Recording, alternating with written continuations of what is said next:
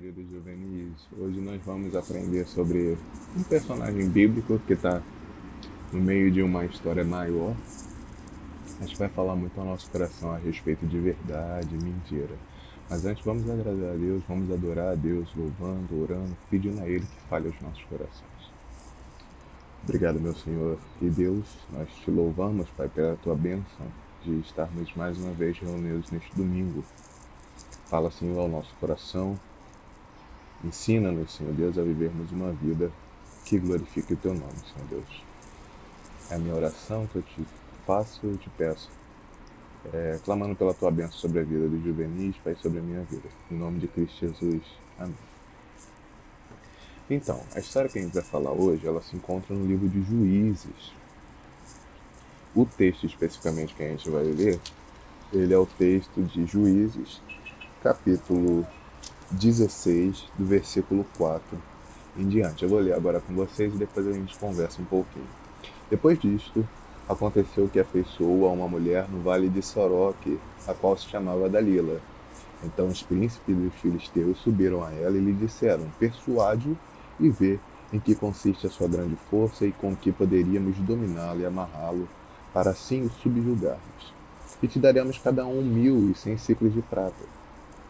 Diz, pois, Dalila a Sansão: declara-me, peço-te, em que consiste a tua grande força e com que poderias ser amarrado para te poderem subjugar.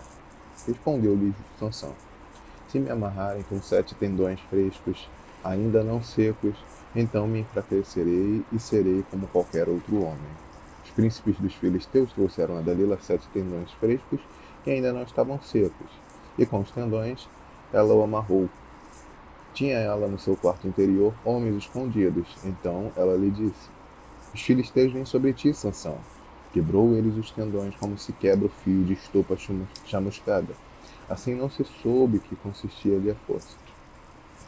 Disse-lhe Dalila a Sansão: eis que zombaste em mim, e me disseste mentira. Ora, declara-me agora com que poderia ser amarrado. Ele lhe disse: se me amarrarem bem com cordas novas, com que se não tenha feito obra nenhuma, então me enfraquecerei e serei como qualquer outro homem. Dalila tomou cordas novas e amarrou-o, e disse: os filisteus vêm sobre ti, Sansão. Tinha ele no seu quarto interior homens escondidos. Ele as rebentou de seus braços como um fio. Disse Dalila a Sansão: até agora tens zombado de mim e tens dito mentiras. Declara-me, pois, agora com que poderia ser amarrado. Ele lhe respondeu: se teceres as 7 tranças da minha cabeça com uma ardidura de teia, se as firmares com um pino de tear, então me enfraquecerei e serei como qualquer outro homem. Enquanto ele dormia, tomou ela as 7 tranças e as teceu com a urdidura de teia, e as fixou com pino de tear, e disse-lhe: os filisteus vêm sobre ti, Sansão. Então despertou do seu sono e arrancou os pinos e a urdidura de teia. Então ela disse: como dizes que me amas, se não está comigo o teu coração? Já 3 vezes zombaste de mim e ainda não me declaraste em que consiste a tua grande força. Importunando ela todos os dias com palavras e molestando-o, apoderou-se da alma dele uma impaciência de matar. Descobriu-lhe todo o coração e disse: nunca subiu navalha à minha cabeça, porque sou nazireu de Deus desde o ventre da minha mãe. Se vier a ser rapado, tirar-se-ia de mim a minha força, e me enfraquecerei e serei como qualquer outro homem. Vendo, pois, Dalila, que já lhe descobrira todo o coração, mandou chamar os príncipes dos filisteus, dizendo: subi mais uma vez, porque agora me descobriu ele todo o coração. Então os príncipes dos filisteus subiram a ter com ela e trouxeram com eles o dinheiro. Então Dalila fez dormir Sansão nos joelhos dela, e tendo chamado um homem, mandou-lhe raspar as 7 tranças da cabeça. Passou ela a subjugá-lo e retirou dele a sua força. E disse ela: os filisteus vêm sobre ti, Sansão. Tendo ele despertado do seu sono, disse consigo mesmo: sairei ainda esta vez, como dantes, e me livrarei, porque ele não sabia ainda que já o Senhor se tinha retirado dele. Então os filisteus pegaram nele e lhe vazaram os olhos, e fizeram descer a Gaza, amarraram com 2 cadeias de bronze, e viravam um moinho de cárcere. E o cabelo dele da sua cabeça, logo após ser rapado, começou a crescer de novo. O texto que a gente leu, ele faz parte de uma história mais ampla, a história de Sansão. E Sansão, ele é justamente o filho de uma promessa de Deus. Nós estamos no início do capítulo 3, a apresentação de um casal. E esse casal recebe uma palavra de Deus. A esposa, a mulher, ela se chamava Manoá. E ela era estéril, não tinha filhos. Deus então se compadece daquela mulher, mas não só se compadece, ele escolhe aquela mulher para fazer a vontade dele. E diz para ela: você vai ter um filho e esse filho vai ser Nazireu. Nazireu era uma consagração de um israelita a Deus. Você podia ter isso por um período de tempo. Durante aquele período de tempo a pessoa se tornava nazireu, deixava seus cabelos crescerem, suas barbas crescerem, sua barba crescer. Não se alimentava de certos tipos de alimento. Mas em dado momento aquele período se fechava e ela fazia como se fosse essa entrega dessa consagração a Deus. No caso de Sansão, que ainda nem existia ainda, o próprio Deus escolheu ele, escolheu a mãe dele, Manoá, e disse: essa criança vai ser nazireu. E desde o início da vida de Sansão, ele foi consagrado a Deus. Tal qual vocês mesmo, que têm seus pais cristãos, foram apresentados na igreja, foram batizados. Sansão, ele foi um filho da promessa, e ele pertencia à aliança de Deus. Quando a gente vai vendo o crescimento de Sansão, vai vendo que à medida que ele vai ficando forte, cada vez mais forte, fazendo feitos interessantíssimos, o compromisso dele com Deus já não é tão firme.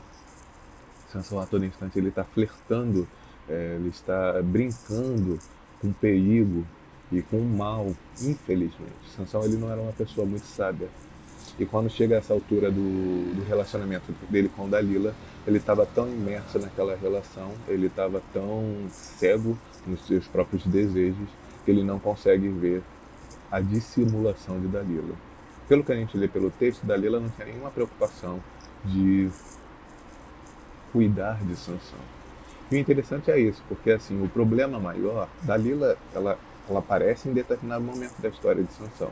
Mas o problema maior é que Sansão, já ao longo da vida dele, flertava com o mal, flertava com o seu pecado, com a sua pecaminosidade. E ele não tinha consciência, ele não parava para pensar que a qualquer momento ele iria quebrar a cara.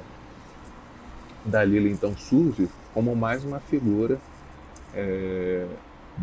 fruto desse flerte com o seu próprio pecado, a própria carne, com o mal que Sansão já tinha. Por quê? Dalila era uma estrangeira. Quando a gente lê o Antigo Testamento, a gente tem ordem expressa de Deus para que não houvesse casamento com estrangeiros.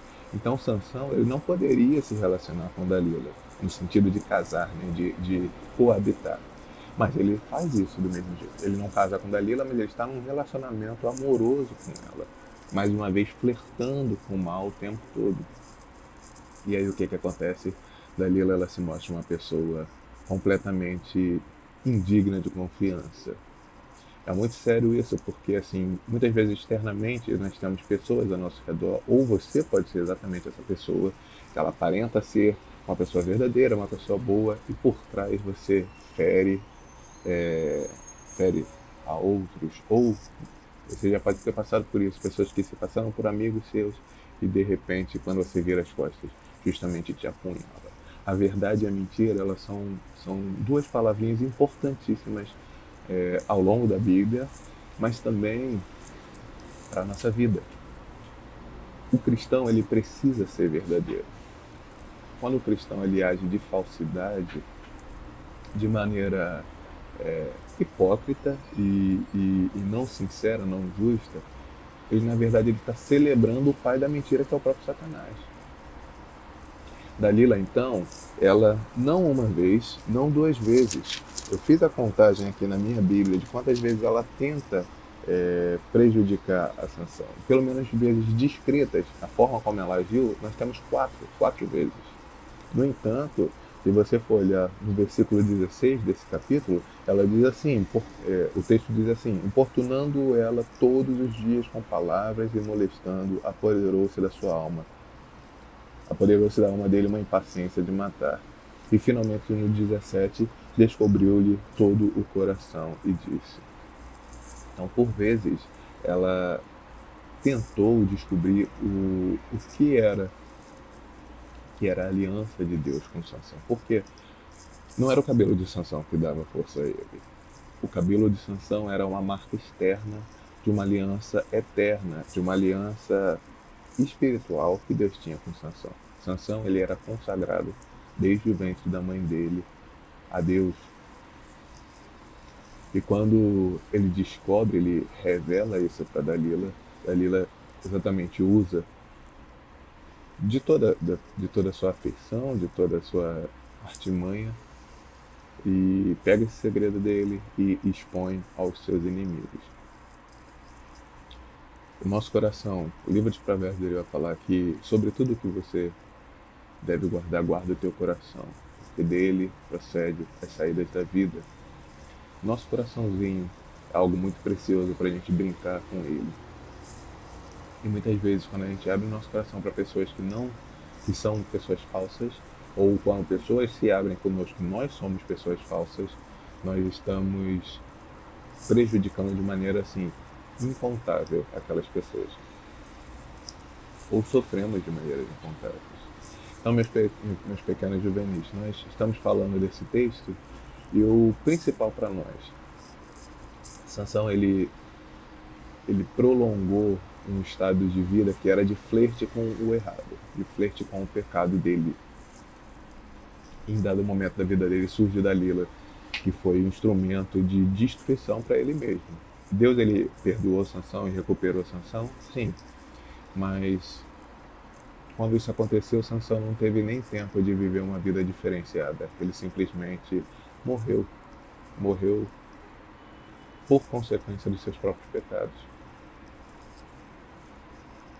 E logicamente nós não queremos isso para vocês.